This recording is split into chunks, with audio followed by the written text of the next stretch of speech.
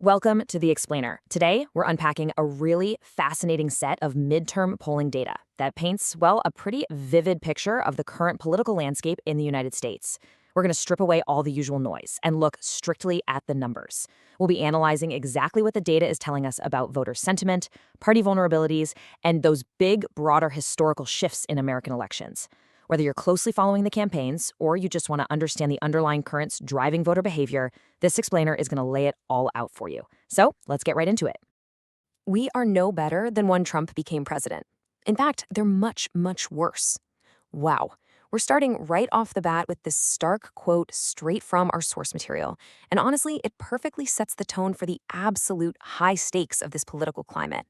This sentiment really captures the deep frustration and anxiety that's just echoing through the electorate right now. When voters feel that conditions aren't improving, or worse, are actively declining, that frustration becomes the absolute central driving force at the ballot box. It is literally the lens through which every single other piece of data we look at today needs to be viewed.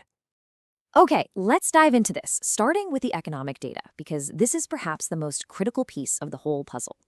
When asked about the condition of the economy, a staggering 76% of respondents rate it as fair or poor. That leaves only 24% who view it as excellent or good. In political polling, especially when we're heading into a midterm, this is the metric analysts watch the closest. An overwhelmingly negative rating on the economy like this creates a serious, almost gravitational hurdle for anyone trying to win over voters. It's the undeniable elephant in the room that both parties have to navigate. To make sense of all this, here's our structural roadmap. First, the midterm polling snapshot. 2, analyzing the Republican outlook. 3, the Democratic Socialist push. And finally, the era of narrow margins. Section 1, the midterm polling snapshot, focusing on current economic sentiments. So when we dig into the specific issues driving that massive 76% negative economic sentiment we just talked about, a really clear pattern emerges, particularly with independent voters. Our source data highlights that independents are completely upside down when it comes to their views on the war in Iran and on gas prices. The big takeaway here, the economy and general affordability are front and center in the minds of the electorate. For the average voter, everyday economic anxiety translates directly into political dissatisfaction at the ballot box. It's just a remarkably tough environment for anyone trying to sell a message of prosperity right now. Moving on to Section 2, analyzing the Republican outlook. We'll look at strengths, weaknesses, and voter intensity. And this brilliantly illustrates the strategic tightrope the Republican Party is walking right now. On one hand, they're dealing with clear weaknesses.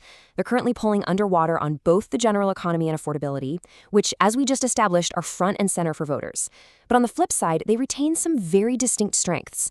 They hold a solid polling lead on issues of national security and law enforcement. So the data shows that overall Republicans might appear down, but they still hold crucial ground on these really foundational issues. Now, beyond the issue-by-issue polling, there's also a major structural component at play here. The source analysis points out that despite some of those challenging top-line numbers, redistricting provides a very real potential advantage for Republicans when it comes to securing House seats. In a super tight political environment where literally every single seat matters, this map drawing process offers a much-needed structural buffer, and that could absolutely help offset some of the vulnerabilities we saw just a moment ago. But here is the real kicker. The crucial point is what happens when you measure how motivated these voters actually are to show up. Our source notes that when you just look at the overall numbers, Republicans appear to be lagging. But when you isolate and add up the voters who say they are extremely likely or very likely to vote, the gap completely vanishes. You're left with pretty much a dead tie in voter intensity. This slight difference levels the playing field entirely. It tells us that while general sentiment might lean one way, the actual voting electorate, the people highly motivated to cast a ballot, are evenly matched. All right, let's shift gears to Section 3, the Democratic Socialist push, polling the progressive wing. Now, what's really interesting about this specific data is the stark, undeniable ideological divide at play. When asked if they had a favorable opinion of socialism, a full 52% of Democrats answered yes, compared to just 11% of Republicans. Obviously, capitalism definitively wins out on the Republican side, but this data shows a significant portion of the Democratic base fully embracing a socialist agenda. This internal shift presents a very specific set of variables for how the party appeals to the broader general electorate, especially those independents we were just talking about. And the source analysis suggests that this ideological shift actually has broader consequences. It notes that highly visible candidates on the far left, they specifically cite the mayor of New York City as an example of a very visible presence, provide really clear targets for the opposition. The analysis points out that these extreme candidates become part of the ingredients contributing to the general unpopularity of the Democratic Party among the wider public. Basically, it gives political opponents the perfect opportunity to argue that the party has moved way too far left, which is a highly potent argument during a time when voters are already super stressed about the basic cost of living. Finally, Section 4, the era of narrow margins, the death of the landslide. To truly understand where we are right now, we kind of have to remember where we used to be. Historically, a true political landslide meant an election where one party or candidate would secure a massive 58% or 59% of the popular vote, resulting in huge electoral margins. It was an overwhelming, undeniable mandate from the American people.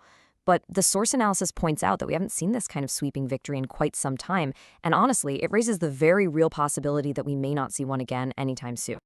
So why is the landslide dead? Well, according to the data and the historical analysis in our source, it comes down to a fundamental shift in voter behavior. The general electorate simply refuses to give too much power to either party anymore. The voters are essentially acting as a constant, built-in check and balance. Whenever one party gains an edge, the electorate seems to withhold a sweeping mandate, ensuring that neither side gets too comfortable or too powerful for too long. And this dynamic is perfectly illustrated by recent history. As the source points out, even when Republicans manage to hold all the major branches of the federal government, Congress and the White House, they don't hold them by much. The margins are razor thin.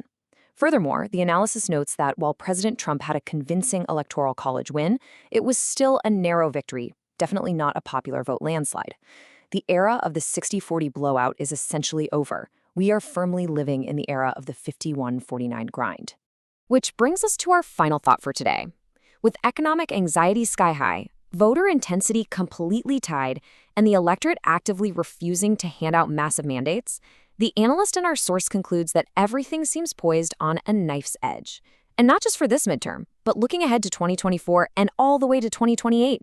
So I leave you with this. Is this hyper-competitive, razor-thin margin the permanent new normal for American politics? Are we just destined to balance on this knife's edge for the foreseeable future? It's a fascinating question to consider as you watch the data unfold. Thank you so much for joining me for this explainer. Keep your eyes on the numbers, and as always, keep asking questions.